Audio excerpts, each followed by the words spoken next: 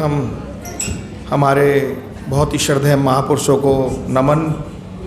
मंच का बहुत अच्छा संचालन कर रहे मेरे बड़े भाई राजेश डुलगत जी, मंच पर आसीन आज की सभा की अध्यक्षता कर रहे और BSNS के राष्ट्रीय अध्यक्ष और हम सबके बहुत ही प्रेरणा स्रोत, और अगर मैं सचमुच में कहूँ तो इनको सुबह सुबह याद कर लेना चाहिए, जैसे प्रातः स्मरणीय कहते हैं। वो बीर सिंह बहुत साहब हैं जिन्होंने समाज में एक अलख जगाई हुई है, और मैं तो इसे अपना दुर्भाग्य मानता हूँ कि मैं 30 साल से सामाजिक जीवन में था, लेकिन मैं इनसे मिला भी थोड़े दिन पहले ही हूँ, और जब से मिला हूँ तब से जो एक आग है क्रांति की वो और ज़्यादा तेज प्रज्वलित हुई है। ऐसे हमारे बहुत ही सम्माननीय, बहुत ही माननीय बहुत साहब को नमन। मंच पर आसीन बहुत ही बड़ी शख्सियत गौहर रज़ा साहब, शबनम हाशमी जी, RR प्रभाकर जी, देवेंद्र वाल्मीकि जी, रमेश बहुत एडवोकेट साहब, मनोज भवन जी, सचिन ठेकेदार जी, अभिषेक सागवान साहब, वाल्मीकि चौपाल के हमारे संयोजक बड़े भाई उदय गिल साहब, रामनिवास बालगोहर जी, विजय बहुत साहब, मलुक चंद बैनीवाल जी, नारायणा से मंदिर के प्रबंधक कमेटी के प्रधान ज्ञान प्रकाश जी, सुरेश जी, राकेश जी गाजियाबाद से, बाबूलाल भोरंडा साहब, त्रिलोक जी, गायत्री जी, दीपा जी, प्रदीप जी, और तमाम मंच पर और सामने बैठे सम्मानित साथियों, जय भीम। बहुत सारे वक्ताओं ने आपसे बात रखी और आज का विषय भी रखा कि संविधान और लोकतंत्र को बचाने में हम लोगों की कैसे भागीदारी होनी चाहिए।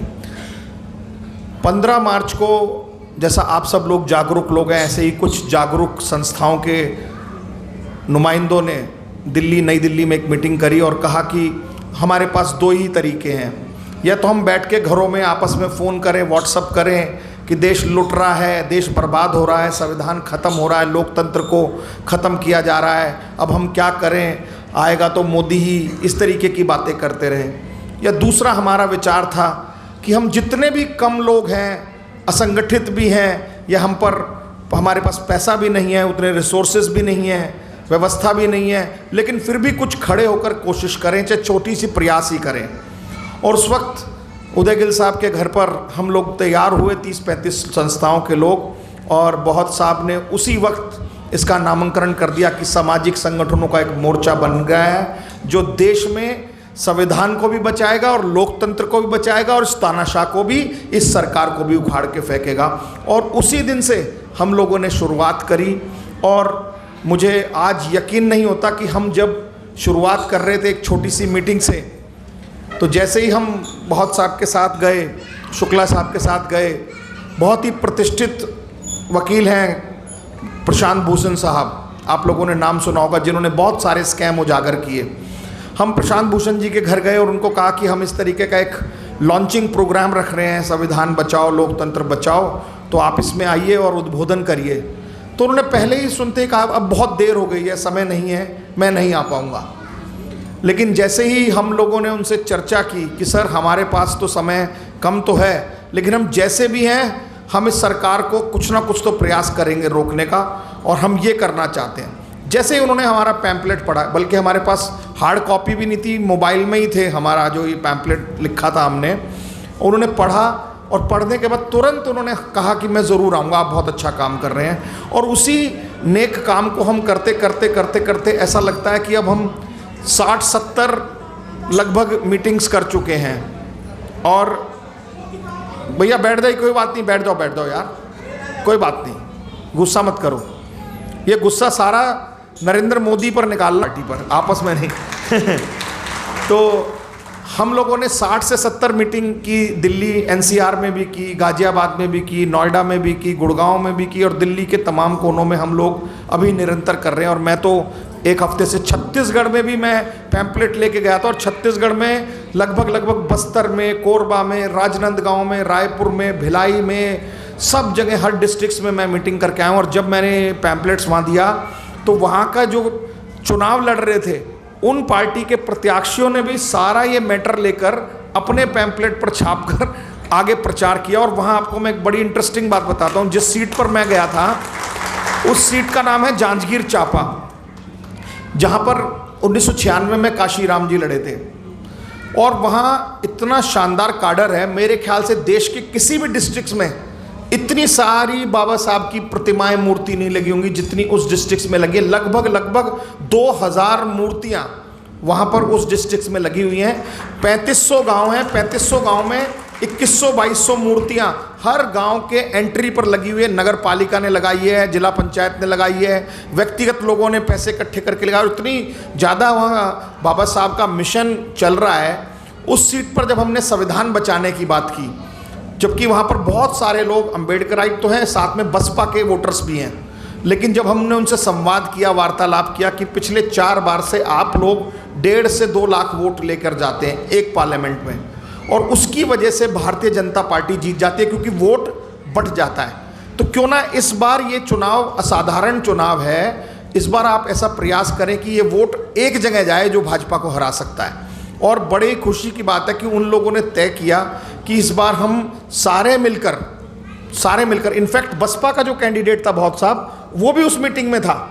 उसने भी कहा कि मैं आज ही से प्रचार बंद कर देता हूँ और आप इस मोदी को ज़रूर रोकिए, क्योंकि ये जो डॉक्यूमेंट है बाबा साहब का, इसे मैं कोई एक साधारण किताब नहीं मानता। ये जो भारत का संविधान है, मैं तो इसे अपनी नज़रों में रामायण से, गीता से, कुरान से, बाइबल से, गुरु ग्रंथ साहिब, इन सारी जितनी धार्मिक ग्रंथ है इससे भी ऊपर मानता हूँ, क्योंकि इस किताब की वजह से, इस संविधान की वजह से ही वो सारे ग्रंथों को पढ़ने की आज़ादी भी हम लोगों को इस संविधान के मार्फत ही मिली है। नहीं तो जिस प्रकार की विचारधारा आज इस देश में है, वो तो हम पर क्या थोप रही है कि आप हमारे हिसाब से ही आप पहनिए। अभी मैं कल टीवी देख रहा था तो यूपी के चीफ मिनिस्टर योगी आदित्यनाथ से पूछ रहे हैं कि साहब सारे सरकारी दफ्तरों के बाहर ये जो पेंटिंग है वो भगवा कलर की क्यों हो गई है? वो कह रहा पूरे देश को भगवा कलर पहनना चाहिए। सोचिए, आज एक प्रदेश का मुख्यमंत्री पूरे देश के लोगों से ये चाहता कि वो भगवा कलर के कपड़े पहने, भगवा कलर का अपने घरों पर पेंट कर दें। आज देश का प्रधान सेवक चुनाव में ये कह रहा है कि आप कब मटन खाओगे कि फिश खाओगे। तो आप सोचिए इस देश के मुद्दे क्या हैं, ये कौन सी सरकार है, कौन सी विचारधारा है। इस संविधान में तो ऐसा कहीं नहीं लिखा। इस संविधान में तो लिखा है हमारा जो मन करेगा वो हम खाएंगे, जो मन करेगा वो हम पहनेंगे, जहाँ मन करेगा वहाँ जाएंगे, जिस विचारधारा को हमें अपनाना होगा वो मानेंगे, जिस धर्म को हमें, जिस पंथ को मानना होगा उस पंथ को, विचारधारा को हम मानेंगे। यही तो इसकी संविधान की खूबसूरती है। और पूरा विश्व हमें क्यों निहारता है? इसीलिए तो निहारता है, इसीलिए तो देखता है। किस लिए देखता है कि इस इतने बड़े देश में, इतने बड़े जनतंत्र में ये किस्म किस्म के लोग, इतने सैकड़ों धर्म हैं, सैकड़ों पंथ हैं, हजारों जातियां हैं, लेकिन इकट्ठे एकजुट होकर रह रहे हैं। यही इसी संविधान की ब्यूटी है। इसीलिए इस संविधान में बाबा साहब ने इस संविधान में धर्मनिरपेक्षता का अधिकार दिया, समाजवाद का अधिकार दिया। जो आज की सरकारें हैं जो एक विशेष धर्म को थोपना चाहती है, एक विशेष व्यवस्था को थोपना चाहती है, ये कहीं ना कहीं इस संविधान की मूल भावना के साथ खिलवाड़ है। आज गौहर रज़ा साहब हों या और कोई हमारे साथी हों, अगर वो इस्लाम धर्म मानना चाहते हैं माने, इसकी आज़ादी इसमें है। हम बौद्धिस्ट बनना चाहते हैं बनिए, इसकी आज़ादी है। कोई क्रिश्चियन बनना चाहता है, क्रिश्चियनिटी में जाना चाहता है, जाइए। ये सरकारें थोड़ी तय करेंगी, ये हुक्मरान थोड़ी तय करेंगे। ये तय करेगा कि हम क्या चाहते हैं। इस पर बहुत ही, हम समझ लीजिए कि इस वक्त बहुत ही गहन चर्चा पूरे देश में हो रही है। और हम क्योंकि दिल्ली में रहते हैं, देश की राजधानी में, तो हम पर ज़्यादा जिम्मेवारी है, क्योंकि हमें सबसे ज़्यादा सुविधाएं मिलती हैं। हम दिल्ली में रहकर ज़्यादा तरक्की कर रहे हैं, तो हमें उतनी रिस्पॉन्सिबिलिटी अपनी ज़्यादा दिखानी पड़ेगी। तो यही सब तय कर सामाजिक संगठनों का मोर्चा बना, जिसकी प्रमुख अग्रणी संस्था हमारी BSNSE है। आपने पैम्पलेट में ही पढ़ा होगा, तो सबसे ऊपर नाम जो है भारतीय समाज निर्माण संघ का ही है। तो हम लोग उसकी तैयारी में लगे हुए हैं। 61 मीटिंग हमारी हो चुकी हैं। अगली मीटिंग्स और तेज़ी से हम करेंगे, और इसका समापन समारोह जो है वो हम नई दिल्ली में 19 मई रविवार को हम कॉन्स्टिट्यूशन क्लब में रफ़ी मार्ग पर जो है नई दिल्ली में, वहाँ 2 बजे करेंगे, जिसमें पूरी दिल्ली NCR के हज़ारों लोग इकट्ठा होंगे। आप लोगों को भी जिम्मेवारी लेनी है कि वहाँ आप अपने साथियों के साथ, परिवार के सहित ठीक 2 बजे वहाँ पर पहुँचे। पूरे देश के बहुत सारे सामाजिक संगठनों के कार्यकर्ता, बहुत बड़ी बड़ी राजनीतिक हस्तियां, बहुत बड़े बड़े सामाजिक संगठनों के लोग वहां आकर आपसे वार्तालाप करेंगे, आपसे चर्चा करेंगे और बताएंगे कि क्यों हमें संविधान को बचाने के लिए इकट्ठा होना पड़ रहा है और कैसे ये संविधान आज खतरे में है। मुझसे पूर्व वक्ताओं ने भी संविधान को बताया कि खतरे में है। मैं तो 1-2 उदाहरण देकर अपनी बात समाप्त करूंगा कि जब इस देश की सबसे पुरानी और प्रिंसिपल ओपोनेंट पार्टी यानी कि विपक्षी पार्टी जो है कांग्रेस, उसके अकाउंट फ्रीज कर दिए जाते हैं चुनाव में, खाते सील कर दिए कि ताकि वो चुनाव न लड़ सके, तो और कैसे लोकतंत्र को खतरा होगा। झारखंड के एक आदिवासी मुख्यमंत्री हेमंत सोरेन को चुनाव आचार संहिता जारी होने के बाद कोई 20 साल पुराना फर्जी मुकदमा लगाकर उनको अरेस्ट कर लिया जाता है। दिल्ली के मुख्यमंत्री को अरेस्ट कर लिया जाता है चलते चुनाव में। जब लोकतंत्र में चुने हुए जनप्रतिनिधियों को आप जेल में डाल दो, दूसरी विपक्षी पार्टियों के लीडर्स को आप डराकर धमकाकर ईडी, सीबीआई, एनआईए और इनकम टैक्स का डर दिखाकर आप अपने दल में शामिल कर रहे हो, या देश में जितनी चुनी हुई सरकारें हैं, या तो भारतीय जनता पार्टी, नरेंद्र मोदी, अमित शाह का तो अब ये हो गया कि या तो आप हमें वोट दीजिए, देश की जनता को कह रहे हैं हमारी सरकार बनाए, नहीं बनाएंगे तो हम जो सरकार आपने बनाई है उसको तोड़ेंगे और इसको खंडित करेंगे। चाहे गोवा में इन्होंने सरकार, वहाँ के लोगों ने भारतीय जनता पार्टी को हटाया लेकिन उन्होंने वहाँ पर सरकार तोड़ दी। अरुणाचल प्रदेश में सरकार तोड़ दी, मध्य प्रदेश में सरकार तोड़ दी, महाराष्ट्र में सरकार तोड़ दी। तो कितने ही राज्यों में निरंतर भारतीय जनता पार्टी चुनाव के बाद जब नहीं जीत पा रही है तो वहाँ एमएलए की खरीद फरोख्त कर कर या उनको डरा धमकाकर अपने दल में शामिल कर कर वहाँ की सरकारों को गिराकर भारतीय जनता पार्टी की रातों रात सरकार बना रहे हैं। आज सुबह हम देख रहे हैं कि यहाँ पर गठबंधन अघाड़ी की महाराष्ट्र में सरकार है। हम सब लोग सो गए हैं, पता चला रात को राज्यपाल ने 12 बजे करीब दूसरे दल के नेता को बुलाया और रात में शपथ करा दी। ये कौन से देश के संविधान चल रहा है? तो यही लोकतंत्र को जो सबसे बड़ा खतरा है और आघात है, इसी पर हम सब लोगों को बहुत बड़ा चिंतन मंथन मनन करना है और हमें कोशिश करनी है कि जैसे बार बार हमसे पूर्व वक्ताओं ने भी कहा कि वोट बटे ना और हम एक तरफ इंडिया ब्लॉक जो कि अभी इस वक्त भारतीय जनता पार्टी को एक शिकस्त दे सकता है या हटा सकता है, तो उसी पर हमें काम करने की आवश्यकता है। आने वाले समय में ऐसा नहीं है कि हम इंडिया गठबंधन के लिए वोट के लिए कह रहे हैं तो हम उनके साथ हैं, हम उससे भी उतनी तन्मयता से पुरजोर तरीके से जितने तमाम मुद्दे हैं उनके साथ लड़ेंगे। और इस वक्त देश में अगर वोट होना है तो वो होना चाहिए महंगाई पर, जिसमें कि यहाँ महिलाएं हमारी बैठी हैं। असलियत में मुद्दा क्या है? महंगाई, जिस पर मोदी सरकार ने कहा था कि बहुत हुई महंगाई की मार, अब की बार मोदी सरकार। तो आज महंगाई 3 गुना कैसे बढ़ गई? आज डॉलर के रेट कितने बढ़ गए?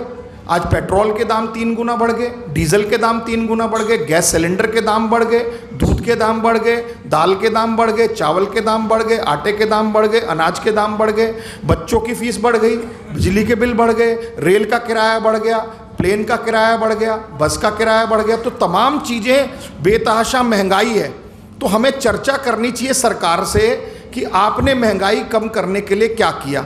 दूसरा मुद्दा होना चाहिए था बेरोजगारी, क्योंकि पिछली बार मोदी सरकार ने कहा था कि बहुत हुई बेरोजगारी पर मार, अब की बार मोदी सरकार और 2 करोड़ रोजगार सालाना देने की बात की थी।